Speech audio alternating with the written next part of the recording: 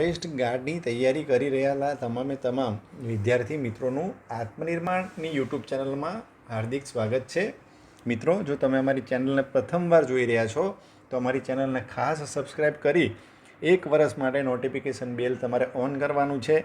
આ 1 વર્ષની અંદર આત્મનિર્માણ એકેડમી દ્વારા વિવિધ વિષયના વિડીયો તમારી સમક્ષ લાવવામાં આવશે અને જેનો તમે લાભ ઉઠાવી તમારી પરીક્ષાની અંદર થોડાક માર્ક્સનો વધારો કરી શકશો એનો મને સંપૂર્ણપણે વિશ્વાસ છે. તો ચોક્કસ તમે અમારી ચેનલને સબસ્ક્રાઈબ કરજો અને નોટિફિકેશન બેલ આઇકોનને ઓન કરજો. મિત્રો, હવે આજે ફોરેસ્ટ ગાર્ડના ઘણા બધા લોકોએ મને મેસેજ કર્યો કે સર, હવે ફોરેસ્ટ ગાર્ડની તૈયારી કઈ રીતે કરવી. બરાબર, આના હજારો વિડીયો યુટ્યુબ ઉપર અવેલેબલ છે, મને ખ્યાલ છે. મને એ પણ ખબર છે કે તમને લોકોને ખબર છે. અત્યાર સુધીમાં તમે એ લોકો અવેર થઈ ગયા છો કે કઈ રીતે તૈયારી કરવાની છે. હવે કેવી તૈયારી આપણે કરશું તો આપણું નામ લિસ્ટમાં આવશે. કોમ્પિટિશન કેટલી બધી ટફ દિવસે ને દિવસે થતી રહી છે અને થતી જાય છે. તો એ ટફ કોમ્પિટિશનમાં આપણું નામ લિસ્ટમાં આવે. નામ લિસ્ટમાં આવે જે મહત્ત્વનું નથી, પણ આપણા જિલ્લાની અંદર આપણું નામ પ્રથમ આવે એવી રીતે તૈયારી કરવા માટે એક પ્રોપર મેથડથી તમારે તૈયારી કરવી પડશે. તો આજે આપણે જોઈશું કે પર્યાવરણની અંદર શું શું તૈયાર કરવાનું છે. જો આટલા ટૉપિક તમે તૈયાર કરી લીધા હશે તો તમારે પર્યાવરણમાં 100માંથી 90 માર્ક્સ મિનિમમ આવશે અને આવશે જ. બરાબર, આની બહારનું પર્યાવરણની અંદર કોઈ વસ્તુ નહીં પૂછાય. ઓકે, તો ચલો આપણે જોઈ લઈએ એક પછી એક કયો ટૉપિક છે અને લાસ્ટમાં આપણે વાત કરશું કે મેક્સિમમ હવે રિવિઝન કઈ રીતે કરવું અને કઈ રીતે માર્ક્સ વધે એ રીતનું વર્ક કઈ રીતે કરવું, કયો વિષય વધારે વાંચવો, કયો વિષય ઓછો વાંચવો. ઘણા બધા લોકો મને મેસેજ કરે છે કે સાહેબ મને ફોરેસ્ટનું કરંટ અફેર મોકલો. અરે ભાઈ, હજી તો તમારી એક્ઝામ એનાઉન્સય નથી થઈ. બરાબર, અને તમે કરંટ અફેર વાંચીને શું કરશો? તમે તમારો જેટલો સમય કરંટ અફેર વાંચવામાં વેસ્ટ કરવાના છો એટલો સમય જો તમે સારું કન્ટેન્ટ વાંચવામાં, સારી બુક વાંચવામાં તમે એટલો ટાઈમ આપશો તો તમારા માર્ક્સની અંદર વધારો થશે. કારણ કે તમારી પરીક્ષા એકવાર નક્કી થઈ જાય, તમારી પરીક્ષાની ડેટ એકવાર નક્કી થઈ જાય, એ પછી તમે કરંટ અફેર વાંચવાનું ચાલુ કરો અને છેલ્લા 6 થી 7 મહિનાનું જ વાંચવાનું છે. 1 વર્ષનું કરંટ અફેર કરીને કોઈ મતલબ નથી. એટલે તમારો ટાઈમ એવી વસ્તુઓમાં બિલકુલ ન બગાડો. બરાબર, અમારા તરફથી અમે જે કમિટમેન્ટ આપી છે કરંટ અફેર તમને આપવાનું છે. એના માટે તમે અમારું વોટ્સઅપ ગ્રુપ પણ જોઈન કરેલું છે. જોડાયેલા રહેજો. ડેલી નવું મટીરિયલ મોકલવું, નવા પ્રશ્નો પૂછવા, એનો કોઈ મતલબ નથી મિત્રો, સમજો. એ બધી વસ્તુઓ તમારા જીવનમાં વેસ્ટ ઓફ ટાઈમ છે અને એવું બધું કરીને કોઈ વિદ્યાર્થી પાસે નથી થતો. બરાબર, તો પ્રોપર વેમાં તમારું જે માઇન્ડ છે એ માઇન્ડને તમે બહુ મતલબ સ્ટ્રેટ ફોરવર્ડ રાખો કે આ બધી વસ્તુ કરવાથી કોઈ વ્યક્તિ પાસ નથી થતો. બસ એ ખાલી દેખાવો થતા હોય છે. એ દેખાવો નથી કરવાના. આપણે તો આપણા ખંભે ફોરેસ્ટ ગાર્ડની વર્દી લાગે ને એ મહત્ત્વનું છે, એ જોવાનું છે. એના માટે વર્ક કરવાનું છે. ઓકે, તો તમે તમારી પાસે જે પણ બુક હોય, તમે જે પણ બુકને વાંચતા હોય એની સાથે સાથે એ બુકની અંદર આટલા ટૉપિક આપેલા છે કે નહીં એ તમારે જોઈ લેવાનું. બરાબર, સાથે સાથે હું તમને કેટલાક પ્રશ્નો પણ પૂછીશ. એ પ્રશ્નોનો જવાબ તમારે મને કમેન્ટ બોક્સમાં આપવાનો છે. તો સૌથી પહેલો ટૉપિક, ભાઈ પર્યાવરણની શરૂઆત ક્યારે થઈ છે. બરાબર, કે ભાઈ ફોરેસ્ટ ગાર્ડ જે છે એ બનવા માટે તમને શું ખ્યાલ હોવો જોઈએ કે સૌથી પહેલાં એક કાયદો બનાવવામાં આવ્યો છે. એ કાયદા વિશેનું ઇન્ફોર્મેશન હોવું જોઈએ. તો એ કાયદાનું નામ છે વન્ય જીવ અધિનિયમ 1972. બરાબર, આ ટૉપિક તમારે ખાસ કરવાનો છે અને આ ટૉપિક જે છે એ મોસ્ટ ઇમ્પોર્ટન્ટ ટૉપિક છે. તમારે આ જે ટૉપિક છે એ વ્યવસ્થિત રીતે કરી લેવાનું છે. બરાબર, જેને ઇંગ્લિશમાં આપણે વાઇલ્ડ લાઈફ પ્રોટેક્શન એક્ટ તરીકે ઓળખીએ છીએ. બરાબર, વાઇલ્ડ લાઈફ પ્રોટેક્શન એક્ટ 1972. બરાબર, હવે 1972ના વર્ષનો સમયગાળો તમે જોશો ને તો એ સમય દુનિયાની અંદર પર્યાવરણ લઈ અને એક નવી જાગૃતિ, નવી ચેતના, નવી ઉર્જા ઊભી થઈ રહી હતી. હવે દુનિયાના લોકો, દુનિયાના જે અલગ અલગ દેશો છે એ દેશો એ સાથે મળી પર્યાવરણ વિશે એક ટેબલ ઉપર બેસી પર્યાવરણને બચાવવા માટેની વાતો કરવા લાગ્યા હતા અને કંઈક ત્યાંથી જ આપણે આ કાયદાનો ઉદ્ભવ થયો હશે એવું આપણે માનીને ચાલીએ. બરાબર. તો આની અંદર વન્યજીવ અધિનિયમ અંતર્ગત કોની સુરક્ષા માટેની વાત કરવામાં આવી છે, પહેલો પ્રશ્ન આની અંદરથી એવો પૂછાઈ શકે. બરાબર. પછી આની અંદર તમને એ પણ ખ્યાલ હોવો જોઈએ કે national board four wild life છે એના ચેરમેન કોણ હોય, એના વાઇસ ચેરમેન કોણ હોય છે. બરાબર. એ સાથે જેમ national board four wild life છે એવી જ રીતે આપણા રાજ્યની અંદર પણ state board four wild life હોય છે. બરાબર. તો એના ચેરમેન કોણ હોય છે એ બધી વસ્તુનો તમને ખ્યાલ હોવો જોઈએ. પછી જે ભારતની અંદર તમને ખ્યાલ હોય તો એક ઓથોરિટી છે જેને આપણે સેન્ટ્રલ ઓથોરિટી કહીએ છીએ, સેન્ટ્રલ ઝૂ ઓથોરિટી. બરાબર. ઝૂ એટલે પ્રાણી સંગ્રહાલય. બરાબર. તો આ સેન્ટ્રલ ઝૂ ઓથોરિટી એક બનેલી છે, એના ચેરમેન કોણ હોય છે એ તમને ખ્યાલ હોવો જોઈએ. હું તમને એ ભણાવવા નથી આવી રહ્યો, પણ આ ટોપિક વિશે તમને પ્રશ્નો પૂછીશ એટલે તમે આ ટોપિક ખોલી અને જોશો કે સર આ ટોપિકમાં મારે એટલી વસ્તુઓ વાંચવાની છે. બરાબર. તો આ ઝૂ ઓથોરિટીનું કામ શું હોય છે કે જેટલા પણ દેશની અંદર પ્રાણી સંગ્રહાલયો બને છે એ પ્રાણી સંગ્રહાલયોના માટેના કેટલાક નિયમો હોય છે, એ નિયમો અંતર્ગત એને પરમિશન આપવામાં આવતી હોય છે. ગમે તે વ્યક્તિ કંઈ ઝૂ ના ખોલીને કે નહીં તો ફોરેસ્ટવાળા આવીને જેલમાં પૂર દે. બરાબર. એટલે એ ટોટલી પ્રાણી સંગ્રહાલયના સંચાલન માટે આ એક ઓથોરિટી ભારતના લેવલે બનેલી છે, એ તમને ખ્યાલ હોવો જોઈએ.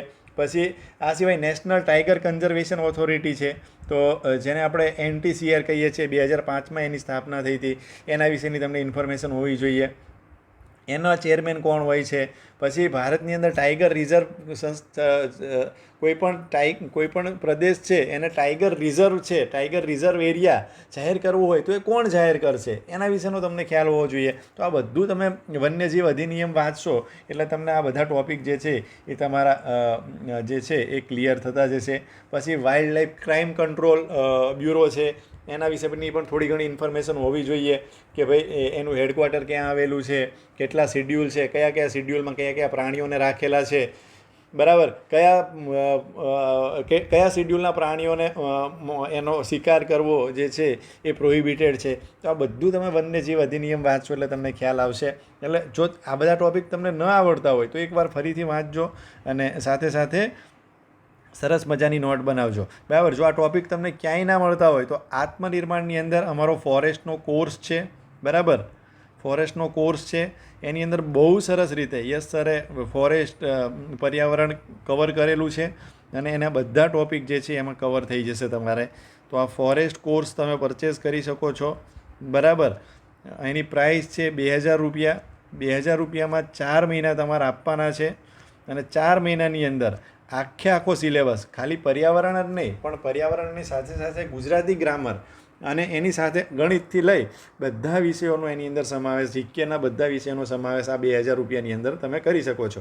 અને મારું એવું માનવું છે કે જો ખરેખર ફોરેસ્ટ બનવું છે તો આ એકવાર કોર્સને પરચેસ કરો, બ્લાઇન્ડલી અમારા ઉપર ટ્રસ્ટ કરો અને એક્ઝામ આપો. એક્ઝામ આપતા પહેલાં તમે જૂનું પેપર સોલ્વ કરી નાખવાનું, તમારું પેપર સોલ્વ થઈ જશે એની પણ ગેરંટી. ઓકે. તો આ બધી ટોપિક ક્યાં મળશે, શું મળશે એવા કમેન્ટ કર્યા કરતાં તમે એ લુક આફ્ટર કરી શકો છો. અથવા તો તમે કોઈ કોર્સ પરચેસ કર્યો હોય તો વેલ એન્ડ ગુડ, એનાથી અમને કોઈ પ્રશ્ન નથી.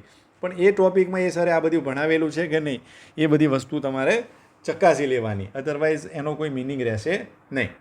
આ સિવાય જો તમે અમારી બુક લેવા માગતા હોય, બરાબર, તો અમારી બુક જે છે એ અત્યારે 270 રૂપિયામાં અવેલેબલ છે. બરાબર. એના માટે તમારે અમને પેમેન્ટ કરવાનું છે 7874777705 ઉપર ગૂગલ પે, ફોનપે બધું જ કરી શકો છો. બરાબર. ગૂગલ પે, ફોનપે બધું કરી તમારું નામ, નંબર અને એડ્રેસ મોકલશો એટલે અમારી બુક પણ અમે તમને તમારા ઘરે સુધી મોકલી દઈશું. બરાબર. અને સરસ રીતે તૈયારી કરવાની છે. જો ફોરેસ્ટ ગાર્ડમાં 2 વસ્તુ રિકમેન્ડ કરીશ, એક અમારી બુક અને આ અમારો કોર્સ. બરાબર. અમારો કોર્સ લેશો એટલે ઓટોમેટિક એમાં ટેસ્ટ સિરીઝ આવી જશે. બરાબર. ઘણા લોકો કહેશે કે મારે ખાલી પર્યાવરણ કરવું છે. એટલે ભાઈ તું પહેલાં ગણિતના દાખલા તો શીખી લે પછી ખાલી પર્યાવરણ કરજે. એવું કોઈ પણ એસ્પિરન્ટ છે ને એવો પારંગત નથી કે જેને બધા વિષયો આવડી ગયા હોય અને ક્યાંકથી ક્યાંક કંઈક ને કંઈક શીખવા મળતું હોય તો શીખી લેવાનું. એટલે કોઈ એવું ખોટી ડિમાન્ડ ન કરે કે ભાઈ સાહેબ મારે તો પર્યાવરણ છે, બીજા વિષયો અમારે થઈ ગયા છે, હું 10 સવાલ કરીશ ગણિતના, 10માંથી 2 પણ નહીં આવડે. બરાબર. હું ગુજરાતીના 4 સામાનાર્થી પૂછીશ, સામાનાર્થી નહીં આવડે. બરાબર. તો એવી કોઈ નહીં રાખવાની, કારણ કે એ બધી કેવું છે, વિશાળ છે, વિશાળ. જેટલું શીખો ને એટલું ઓછું છે. એટલે આખું કોર્સ જ લેવાનો, પર્યાવરણ ખાલી લઈ અને કંઈ તમે કરી નથી લેવાના, બરાબર, એટલે ધ્યાનમાં રાખજો. પછી ઇન્ડિયન ફોરેસ્ટ એક્ટ છે, બરાબર, બીજો ટોપિક છે Indian forest act. Indian forest act 1927. આના વિશેની ઇન્ફોર્મેશન તમને હોવી જોઈએ કે ભાઈ ભારતની અંદર જંગલો જે છે એ આપણે જોઈએ છીએ ઘણા બધા પ્રકારના જંગલો છે, એની વાત પણ આપણે કરશું. તો જંગલો કઈ રીતે ડિસાઇડ થાય છે, કેવા પ્રકારના જંગલો હશે, રિઝર્વ ફોરેસ્ટ કોને કહેવાય, કોણ જાહેર કરી શકે, કેટલા પ્રકારના ફોરેસ્ટ હોય, કેવો એરિયા હોય તો કયું ફોરેસ્ટ જાહેર કરવામાં આવે છે, આ બધી વસ્તુઓ તમારે જો આ ઇન્ડિયન ફોરેસ્ટ એક્ટનો ટૉપિક અમારો જોશો તો તમને ખ્યાલ આવી જશે. આ સિવાય થર્ડ મોસ્ટ ઇમ્પોર્ટન્ટ ટૉપિક છે, જે ટૉપિક સમજવા માટે ટકાઉ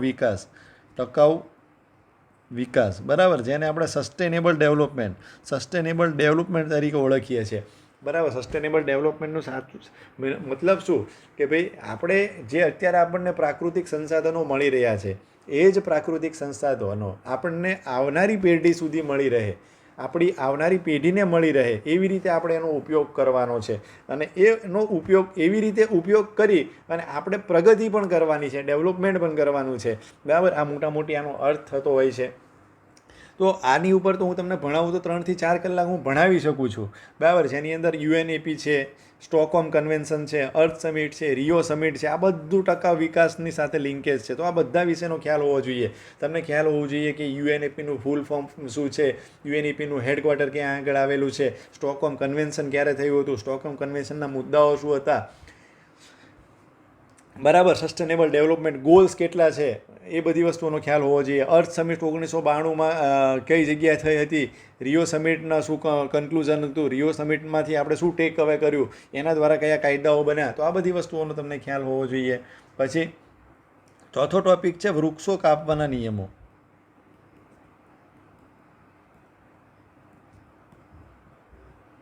તમે જ્યારે ફોરેસ્ટ ગાર્ડ બનીને જશો ત્યારે તમારે તમારું ફોરેસ્ટ હશે એને પ્રોટેક્ટ કરવાનું છે. આપણે પ્રકૃતિનું રતન અને જતન કરવાનું છે. શું કરવાનું છે? પ્રકૃતિનું રતન અને જતન કરવાનું છે. એટલા માટે જ આપણને પ્રકૃતિ રક્ષક તરીકે ઓળખીએ છીએ. આ વન રક્ષક નથી પણ પ્રકૃતિ રક્ષક. આ ખરેખર વન રક્ષકની જગ્યાએ નામ આનું પ્રકૃતિ રક્ષક હોવું જોઈએ. પ્રકૃતિની અંદર તમામ વસ્તુઓનો સમાવેશ થાય છે. હવા, પાણી, પ્રાણી, જળ, જમીન બધી જ વસ્તુનો સમાવેશ થઈ જતો હોય છે. એટલા માટે તમે પ્રકૃતિ રક્ષક છો. ઓકે, તો તમને તમારા જંગલ જે છે, તમને જે તમારો એરિયા આપ્યો છે એમાં કોઈ લાકડી કાપે છે, બાવળ કાપે છે, તો એના માટેના નિયમો સરકારે બનાવેલા છે. એ નિયમો વિશે ખ્યાલ હોવો જોઈએ. પછી ગુજરાતમાં દર વર્ષે ઘણા બધા યાયાવર પક્ષીઓ આવે છે, બરાબર. અને એના વિશેનું કરંટ અફેર, એના વિશેનું શું કહેવાય, કરંટ અફેર, એ તમને ખ્યાલ હોવું જોઈએ. કયા પક્ષીઓ આવે છે, કઈ જગ્યાએ આવે છે, કચ્છમાં કયા પક્ષીઓ આવે છે, નળ સરોવરમાં કયા પક્ષીઓ આવે છે, મોટી સંખ્યામાં કયા આવે છે, મહદઅંશે કયા આવે છે, આ વખતે નવા કયા પક્ષીઓ આવેલા હતા. તો આ બધી વસ્તુઓનો તમને ખ્યાલ હોવો જોઈએ. પછી 6થા નંબરનો ટોપિક છે આપણો અભયારણ્ય, બરાબર. અને આ તો લગભગ બધાનો મોસ્ટ ફેવરેટ ટોપિક હોય છે. બધાને ખબર હશે ગુજરાતમાં કેટલા અભયારણ્ય છે, કયું અભયારણ્ય ક્યાં આગળ આવેલું છે, કેટલો એરિયા છે, એ બધી વસ્તુ બધાને ખ્યાલ હશે, બરાબર. પછી 7મા નંબર ઉપર આવશે સેન્સસ. જેમ કે ગુજરાતની અંદર સિંહનું સેન્સસ થાય છે, સિંહની વસ્તી ગણતરી થાય છે. એના વિશેના ડાટા જે છે એ ફોરેસ્ટ ડિપાર્ટમેન્ટ દ્વારા મૂકવામાં આવે છે. એવી જ રીતે ટાઈગર સેન્સસ થાય છે. ટાઈગર સેન્સસની અંદર તમારે જોવાનું છે ટાઈગરની વસ્તી ગણતરી. એલિફન્ટ સેન્સસ છે, એલિફન્ટ વસ્તી ગણતરી. તો સૌથી વધારે હાથી કયા સ્ટેટમાં છે, ગુજરાતમાં કેટલા હાથીઓનું પ્રમાણ છે, સૌથી ઓછા હાથી ધરાવતું રાજ્ય કયું છે, રાજ્યના કયા જિલ્લામાં સૌથી વધારે હાથી છે, બરાબર. 2021માં કેટલું હતું, અલગ અલગ યરમાં કેટલું હતું, કેટલા %ની વૃદ્ધિ છે, એવી જ રીતે ટાઈગરની અંદર કેટલા %ની વૃદ્ધિ છે. તો આવી બધી વસ્તુઓ તમને જે છે એ આ સેન્સસ દ્વારા સમજાવવામાં આવતી હોય છે. ખ્યાલ હોવો જોઈએ. લાસ્ટ હાથીના સેન્સસમાં કેટલા હાથીઓ હતા, ભારતમાં કેટલા હાથી છે એ તમને ખ્યાલ હોવો જોઈએ. ટાઈગર કેટલા છે, એલિફન્ટ કેટલા છે, કયા રાજ્યમાં વધારે છે, ઓરિસ્સામાં કેટલા ટાઈગર છે, કેરળમાં કેટલા ટાઈગર છે, બંનેની કમ્પેરિઝનમાં એ રીતે કમ્પેરિઝન કરવાની છે. તમે રિપોર્ટ જોશો એટલે તમને ખ્યાલ આવી જશે, બરાબર. તો એ તમને ખ્યાલ હોવો જોઈએ.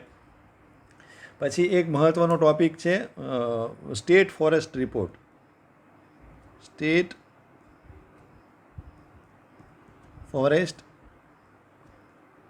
રિપોર્ટ. હવે આ રિપોર્ટની અંદર દર 2 વર્ષે બહાર પાડવામાં આવતો હોય છે, 2 વર્ષે. તો આમાં તમારે ધ્યાનમાં રાખવાનું છે કે 2021માં આવેલો છે, તો 2021ની સ્થિતિ શું છે આપણે વિડીયોની અંદર સમજાવેલું છે, જણાવેલું છે. તો એ તમને ખ્યાલ હશે. પણ જો તમારી એક્ઝામ હવે 2 વર્ષે એટલે 2023માં બીજું આવશે, 2023માં લેટેસ્ટ હજી સુધી આવ્યો નથી, પણ આવે એટલે તરત તમને ખ્યાલ હોવો જોઈએ કે 2023નું ઇન્ડિયન સ્ટેટ ફોરેસ્ટ રિપોર્ટ શું કહે છે, ક્યાં આગળ કયા જંગલની વૃદ્ધિ છે, કયા જંગલોમાં કયા પ્રકારના ઝાડની વૃદ્ધિ છે, કયા જંગલો ગુજરાતમાં કેટલા જંગલોનું વધારે કઈ રીતે વિસ્તાર પામે છે, કયા જિલ્લામાં વિસ્તાર પામે છે, કયા જિલ્લામાં ઘટી રહ્યો છે, ઘટવાના કારણો શું છે, વધવાના કારણો શું છે. આ બધી જ વસ્તુ તમને આ સ્ટેટ ફોરેસ્ટ રિપોર્ટ જે છે, આ તો ગુજરાતની વાત થઈ, એવી જ રીતે તમને નેશનલ લેવલની પણ ખ્યાલ હોવો જોઈએ, બરાબર. તો એ 2023નો આવશે. તો સપોઝ એક્ઝામ તમારી આવી જાય અને એ પહેલાં 2023નો સ્ટેટ ફોરેસ્ટ રિપોર્ટ આવે તો તમને એના વિશે કરી નાખવાનું છે, નહીં તો અત્યારે તમારે 2021નો કરી નાખવાનું છે. જો તમારી એક્ઝામ એનાઉન્સ થઈ જાય અને 2 મહિનાની વાર હોય તો પેપર તો તમારું 2 મહિના પહેલાં જે છે એ લખાઈ ગયું હોય છે. એટલે 2 મહિના પહેલાં 2 મહિનાની અંદર આવે તો તમારે 2023નો કરવાનું રહેતું નથી. પણ 2 મહિના પહેલાં આવી જાય, માનો લો 5 મહિના પહેલાં આવેલો છે, તો તમને 2023નો કરવો જ પડે, સવાલ જ નથી. એની અંદરથી 2 થી 3 પ્રશ્નો પૂછી નાખશે. એટલે આ બધી વસ્તુઓ કરતા રહેજો. પછી પર્યાવરણના મહત્ત્વના દિવસો, બરાબર, એક નાનો એવો ટૉપિક છે, મહત્ત્વના દિવસો અને એની કોઈ થીમ હોય તો થીમ વિશેની તમને ખબર હોવી જોઈએ. અર્થ અવરની થીમ શું છે, બરાબર. પછી અલગ અલગ સંમેલનો થાય છે તો એની થીમ શું હતી, એ બધી થીમ્સ વિશે તમને ખ્યાલ હોવો જોઈએ. તો એ કરંટ અફેરનો ટૉપિક છે, તો કરંટ અફેરની અંદર અમે તમને પ્રોવાઈડ કરશું, બરાબર. આ સિવાય આગળ વાત કરીએ તો ભાઈ જે કહેવાય ને રામસર સંધિ એક થઈ છે, તો રામસર સાઇટ્સ, રામસર સાઇટ્સ કેટલી છે, રામસર સાઇટ્સ કેટલી છે, તો ગુજરાતમાં કેટલી, હમણાં નવી ઘણી બધી સાઇટો ગુજરાતમાં જાહેર કરી, જાહેર કરી છે એ તમને ખ્યાલ હોવો જોઈએ. જૂની કેટલી હતી, બરાબર, એ કઈ રીતે જાહેર થઈ શકે છે, કોણ જાહેર કરે છે, જાહેર કરવાનો ક્રાઇટેરિયા શું છે, ભારતની અંદર કેટલી રામસર સાઇટ્સ આવેલી છે, મોન્ટ્રેક્સ રેકોર્ડ શું છે, મોન્ટ્રેક્સ રેકોર્ડની અંદર આપણી કેટલી સાઇટ્સ જે છે એ અત્યારે રજિસ્ટર્ડ છે, એ બધી વસ્તુનો તમને ખ્યાલ હોવો જોઈએ. તો આ રામસર સાઇટ્સ વિશેની વાત છે, જેને આપણે વેટલેન્ડ તરીકે ઓળખીએ છીએ. વેટલેન્ડ, આર્દ્ર ભૂમિ અથવા તો વેટલેન્ડ તરીકે આપણે આને ઓળખતા હોઈએ છીએ. પછી 11મા નંબરનો ટૉપિક છે સેન્સસ, સામાજિક વનીકરણ. તો આ નાનો એવો ટૉપિક છે, પણ આમાંથી એકાદો પ્રશ્ન જનરલી પૂછી નાખતા હોય છે, જેમાં સાંસ્કૃતિક વનો છે, સામાજિક વનીકરણનો અર્થ શું છે, એમાં એનો પ્રોગ્રામ કઈ રીતે રહેતો હોય છે, એ બધી વસ્તુનો તમને ખ્યાલ હોવો જોઈએ. પછી મોસ્ટ ઇમ્પોર્ટન્ટ પર્યાવરણ વિશે તમને માહિતી હોવી જોઈએ કે પર્યાવરણનો અર્થ શું છે, તેના ઘટકો શું છે, પર્યાવરણ કઈ રીતે બનેલું હોય છે, કયા લેવલ પૃથ્વીની અંદરથી કેટલા ઉપર જાઓ તો કયું લેયર આવે, નીચે કયું લેયર આવે છે, સૌથી ઉપર કયું લેયર આવે છે, સમતાપ આવરણ શું છે. તો આ બધા આવરણો જે છે એ બધા વિશેનો તમને ખ્યાલ હોવો જોઈએ. ઓઝોન લેયર કેટલા ઉપર આવેલું હોય છે. તો આ બધી વસ્તુઓ જે છે એ પર્યાવરણની અંદર આવી જાય. ઇટ સેલ્ફ 3 થી 4 કલાક તમે ભણો ત્યારે તમે પર્યાવરણ શીખી જાઓ. અધરવાઇઝ આ બધું આપણને બુકની અંદર આપણે કવર કરેલું છે. પછી 13મા નંબરનો ટૉપિક છે આપણો. 13મા નંબરનો ટૉપિક છે કે પ્રાણીઓની અંદર પ્રાણીઓમાં અનુકૂલન.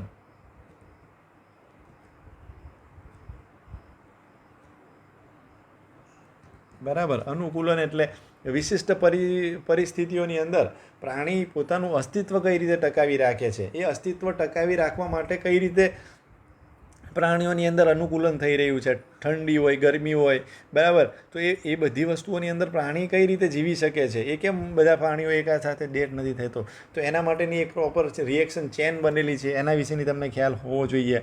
અમુક જાતના જે છે એ શેવાળો છે, નાના જાતના જે કહેવાય ને અમુક જંતુઓ છે જેના નામ તમને ખ્યાલ હોવા જોઈએ. આપણે બુકમાં પણ એનું વર્ણન કરેલું છે અને લેક્ચરમાં પણ આ તમને સમજાવેલું છે. બરાબર, પણ લેક્ચર જોશો તમને વધારે ડિટેલની અંદર ખ્યાલ આવશે. 14મા નંબરનો આપણો ટોપિક કયો છે? પ્રદૂષણ. પ્રદૂષણ તો બહુ મોસ્ટ ઇમ્પોર્ટન્ટ, દર વખતે 2 થી 3 પ્રશ્નો આની અંદરથી હોય જ છે. પ્રદૂષણ અલગ અલગ પ્રકારનું હોય ભાઈ, બરાબર. પ્રદૂષણ જળ પ્રદૂષણ પણ હોય, વાયુ પ્રદૂષણ પણ હોય, અવાજનું પ્રદૂષણ પણ હોય, રેડિયો એક્ટિવ પ્રદૂષણ પણ હોય, બરાબર.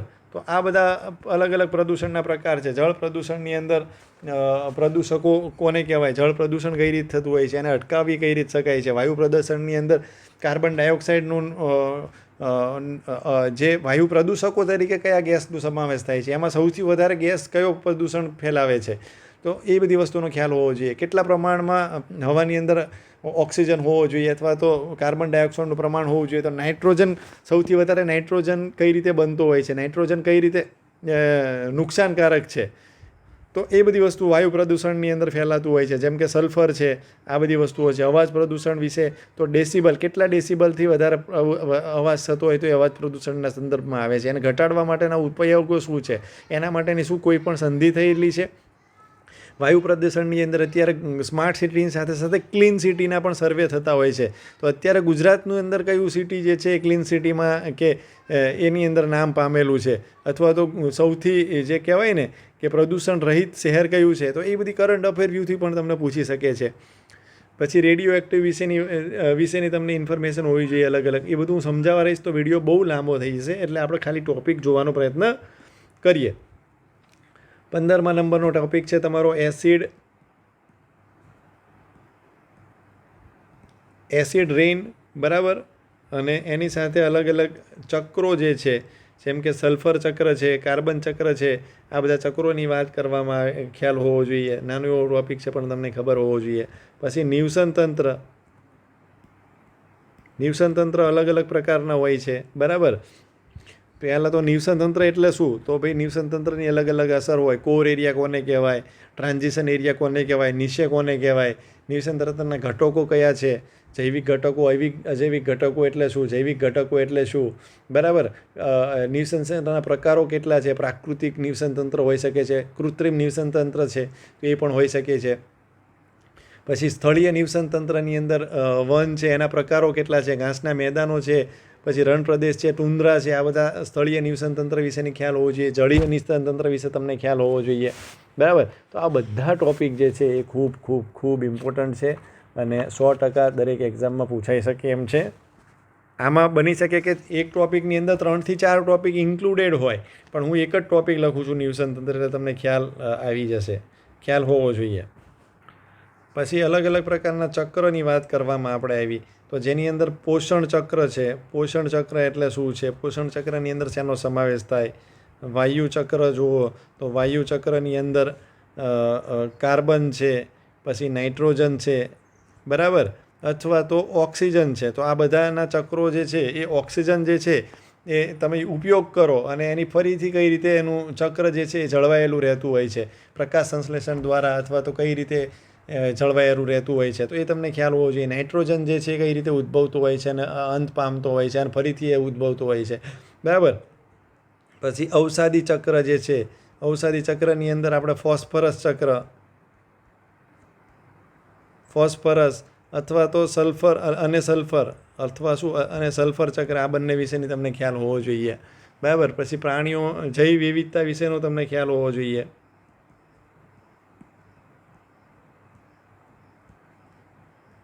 તમને તાપમાન વિશેનો ખ્યાલ હોવો જોઈએ. તાપમાનની અંદર પ્રકાશના અલગ અલગ કિરણો છે, તો અલ્ટ્રાવાયોલેટ કિરણોની તરંગ લંબાઈ વિશેની ખ્યાલ હોવો જોઈએ. તો આ બધી વસ્તુઓ છે નાની નાની, જે તમે એકવાર વાંચશો, જાણશો, સમજશો તો તમને બહુ મજા આવશે. પછી જેમ કે જૈવ વિવિધતાની અંદર વધારે વાત કરીએ તો ગુજરાતમાં જૈવ વિવિધતા શું છે, ભારતની અંદર જૈવ વિવિધતા શું છે, તો એ તમને ખ્યાલ હોવો જોઈએ. પછી જેમ કે ઓઝોન છે, તો એક ઓઝોન અલગથી તમે ટોપિક લઈ શકો છો.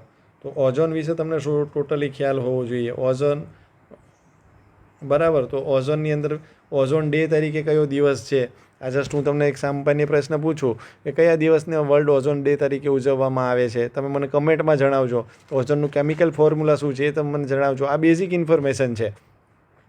આ સાથે સાથે ઓઝોન ડિપ્લેશન, બરાબર, ઓઝોન ડિપ્લેશન અને એના સાથેના જે વૈશ્વિક સંધિઓ થઈ છે એના ઓઝોન ડિપ્લેશન થવાના કારણો શું છે, કયા પરિબળો છે, બરાબર, એના રોકવાના ઉપાયો શું છે, તો એ બધું તમને ખ્યાલ હોવો જોઈએ. તો આ ઓઝોન વિશે તો એકાદો બે પ્રશ્ન તો 100% હશે જ, એટલે એ ધ્યાનમાં રાખ. પછી આબોહવા પરિવર્તન, અત્યારે મોસ્ટ ઇમ્પોર્ટન્ટ ટૉપિક ચાલી રહ્યો છે, જેને આપણે ગ્લોબલ વોર્મિંગ કહીએ છીએ. આબોહવા પરિવર્તન, બરાબર. ભારત છે તો ભારતની અંદર આપણે જોતા હતા કે પહેલાં જે છે ને એ વાવાઝોડાઓ જનરલી જે છે ને બંગાળની ખાડીમાં વધારે આવતા હતા, પણ હવે જે છે એ આપણે ગુજરાતના દરિયા કિનારે કયો સમુદ્ર આવેલો છે, અરબી સમુદ્ર આવેલો છે. તો અત્યારે વાવાઝોડાનું પ્રમાણ જે છે એ અરબી સમુદ્રમાં વધી ગયું છે. તો એનું કારણ શું છે એવું સમજવાનો પ્રયત્ન કરો તો તમને મજા આવશે, બરાબર, કે ભાઈ પહેલાં તો નહોતા આવતા, અત્યારે કેમ આવે છે. હવે ગુજરાતના દરિયા કિનારે રહેતા માણસો માટે શું સંકટ છે, એ લોકો પાસે શું ધ્યાનમાં રાખવાનું છે, એ લોકો પાસે શું સ્કિલ હોવી જોઈએ, શું ગુજરાતને હવે આ બધા ચક્રવાતોનો સામનો કરવો જ પડશે, તો એના માટેની શું આપણી જનતા જે છે એ પ્રિપેર છે કે નહીં, આવી બધી એનાલિસિસ કરવાનું હોય તો તમને વધારે ખ્યાલ આવશે. તો આ બધું તમે મતલબ વાંચતા રહેજો. આબોહવા પરિવર્તન એ બહુ મોટો ટૉપિક છે, એની અંદરથી બીજા 4-5 ટૉપિક અલગ અલગ બની શકે છે, પણ મોટી તમે એ યાદ રાખજો. પછી પર્યાવરણની સંસ્થાઓ છે,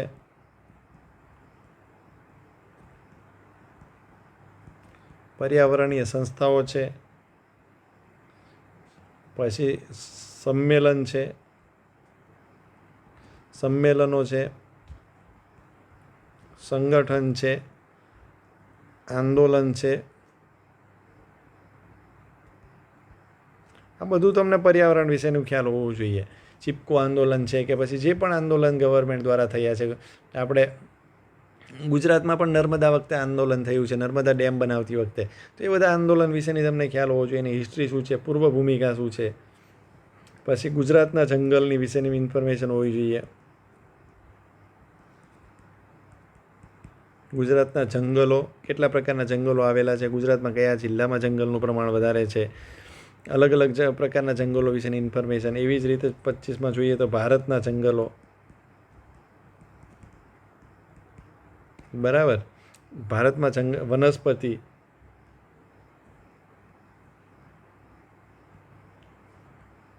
બરાબર, ગુજરાત અને ભારતના સંદર્ભમાં, ગુજરાત ભારતના સંદર્ભમાં. આગળ વાત કરો તો ઔષધિઓ વિશેની ઇન્ફોર્મેશન તમને હોવી જોઈએ, અને કરંટ અફેર, બરાબર. આમાં ઘણા બધા ટૉપિક જે છે એક તો બીજા ટૉપિક સાથે સંલગ્ન હશે, જેના નામ મેં નથી લખ્યા, પણ મોટી આટલા ટૉપિક કરી નાખશો એટલે તમારું પર્યાવરણ જે છે એ કવર થઈ જશે. અમારા કોર્સની અંદર તમે જઈ અને બાય કરી શકો છો, તો ડેફિનેટલી તમને એક્ઝામની અંદર યુઝફુલ થશે. ઓકે, બાકી આ તમે પર્યાવરણ કરો, પછી ગુજરાતી કરો.